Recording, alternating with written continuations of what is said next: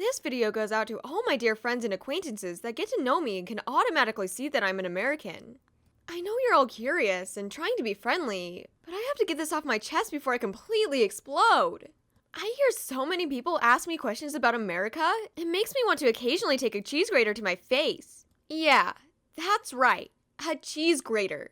Cheese graters would most definitely feel terrible on my face. But the reason I'm saying this is because of the sheer amount of questions I get as if I could be the face of America. It's like when people back in America would see that I was Filipina and try to ask me where I was originally from and try to tell them all about the Philippines. The answer to the questions they had was always, I don't know. I mean, it's not exactly the same issue now, since most of the questions I get are a bit more broad than the ones kids used to ask me when I was in America. But while I don't want to be rude to anyone, having to constantly answer questions about it can be a bit exhausting. I think I've occasionally just started talking in Spanish and pretending it's my native tongue to avoid any American conversations. There are a few things that people always want to talk about when it comes to the country. The first of them being a nice old favorite. Is everything bigger in America?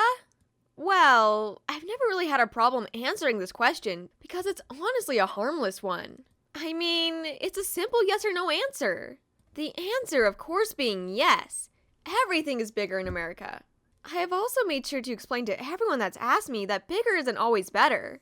I mean, don't get me wrong, I definitely enjoy the big city experiences, big buildings, large food, big streets. Everyone is trying to be big, but again, not the greatest thing always. I mean, it can all be exciting, but when you get over the sheer size of everything, it's really nothing that exciting. Nonetheless, I can definitely see how people could get so excited about it. I think when I moved, I was more excited about everything being small. I mean, let's put it this way. If I drive for a few hours or so in Europe, I can end up in a different countries. I drive a few hours in California, and I'm still in California. One question I got asked a lot that kind of tied to this one was about road trips. People were super confused about the concept of getting into the car and driving for days to get to new destinations. I usually just end up explaining the fact that when you live in a country that's as big as the US, it's simply one of those things you do since everything is bigger. Drive for hours on end in the vastness of a country that literally can take days to cross. This has always bothered me since planes and gas are both expensive. Then there's the whole thing about what it's like to live in America. I mean, I don't know, dude. I've just kind of been living here. Like, what else do I say to that? I sometimes as a joke like to counter that by asking the same question, and the people tend to get it. I will say, I am relieved that I don't get the whole where are you originally from question from other people in France, since I know that I'm American and there's not really much else that needs to be understood. I wasn't put into any more specific boxes that differentiated me from everyone else, or from as many people as possible. Another common question I get asked is about the way I say things. I didn't actually realize how much of an American dialect there is until I started talking to other people from France. I might say something in English that they understand, and they'll just stare at me completely blank. It sometimes will take me a minute to figure out what I said, and then they ask me what I meant when I say XYZ, and then I usually start to giggle.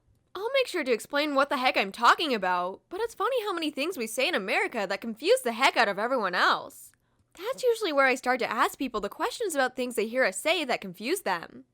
It's honestly funny to try to explain some of it because I don't even know what the meaning behind some of it is.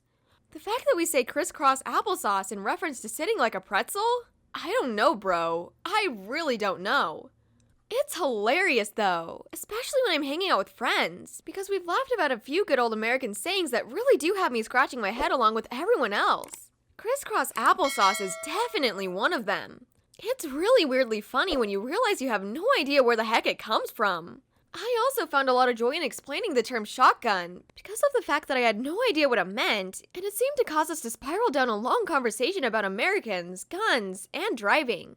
All very interesting. I will say, there is one topic that comes up often that I absolutely despise talking about though. So, to all of the people who see an American tourist and think about asking this question, don't do it. You're better off not. I don't want anyone getting hurt. These convos can end in a pretty deadly manner. Please, do not ask us about US politics. We are very aware that our country is a mess politically, and there is no reason to continue to rub the salt in the wound. Whether it's about presidents, laws, state laws, government protests, all of it, everything. I'm asked about it all, and I really try to avoid it. Honestly, I just don't feel the energy one probably might need to feel in order to continue to talk about American political climate. Just know we are aware of what's going on in our country. No, not many of us are exactly proud of the mess the country is making, but we're trying to push through. It's honestly just embarrassing to talk about sometimes. Not to mention, I'm getting a little nervous saying any of this since the country is divided politically. I truly don't know how mad I'm going to make someone by saying any of this. But hey, we have freedom of speech, and I have the freedom to say that our country is a political mess.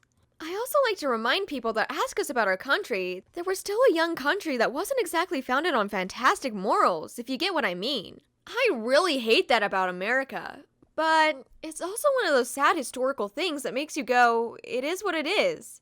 However, things like racism and prejudice are not something we can say is what to do.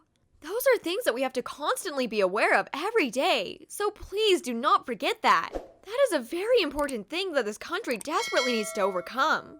Okay, that's as much as I'm going to say. I don't want to get any huge amounts of backlash.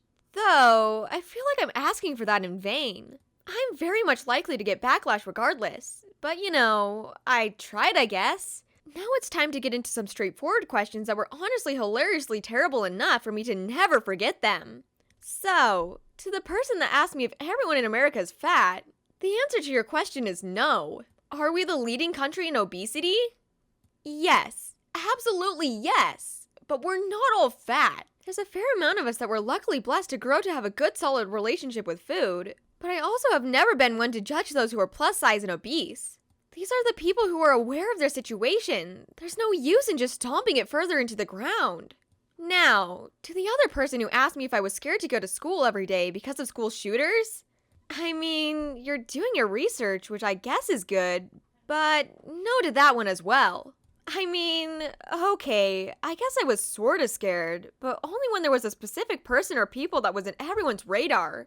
That didn't happen very often, though. Lockdown drills, though, did instill more fear in me than they ought to have had.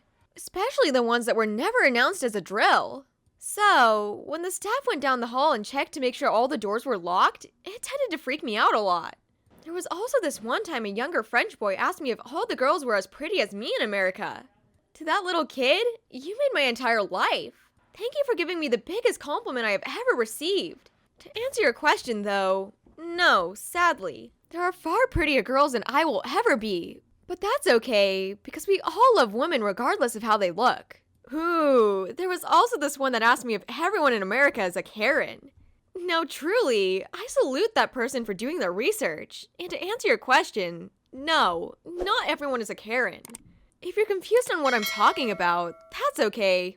Karen is an American slang for a specific type of woman that you see throwing fits virally on the internet. They're the ones that make the rest of America look bad. They're both extremely aggravating and very entertaining to witness. I've witnessed a couple of them myself.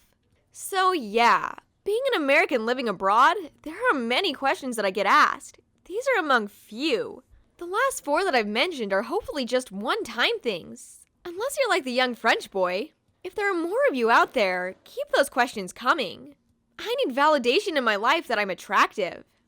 Anyway, while I may not always really like getting asked about my life as an American, I will say it's not the worst thing to talk about. I do have to remind myself that this is the perfect form of education for people who are just genuinely curious. So that makes it a bit easier for me to answer these things. However, I do hope that this is a lesson to everyone, not just those curious about America, to keep questions a minimum for tourists.